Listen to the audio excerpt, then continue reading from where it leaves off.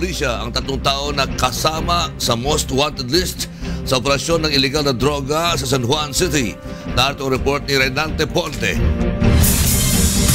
Nasa kustodiya na ng San Juan City Police Station Anti-Illegal Drugs Group ang top 3 sa most wanted illegal drug personality ng lungsod. Naaresto ang hinihinalang tulak ng droga na si Brian Magtalas, 34 anyos, kasama ang asawa nito matapos maengkwentro ng mga pulis sa Aurora Boulevard Corner H. Lozada Street sa San Juan City bandang alas 10 kagabi. Isa sa mga sa watchlist namin. Sa akin lang dapat huminto na sila. Tigilan na nila to. Ayon kay SPO2 Abondio Panes, team leader ng operasyon, nakatanggap sila ng impormasyon mula sa kanilang informant na nagbebenta ng illegal na droga ang mga sospek sa Iluna.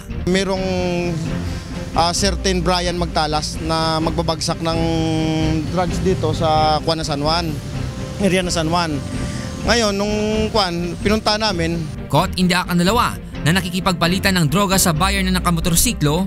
Nakumpiska sa mga sospek ang 3 sachet na hinihinalang shabu na may street value na 10,000 piso at cash na 2,000 piso at nahaharap sa non-bailable offense ang sospek sa kasong paglabag sa Section 11 Republic Act 9165 o Comprehensive Dangerous Drugs Act of 2002. Ito na anila ang pang-anim sa top 10 most wanted illegal drug personality ng lungsod na kanilang naaresto. Reynante Ponte, UNTV News, Worldwide.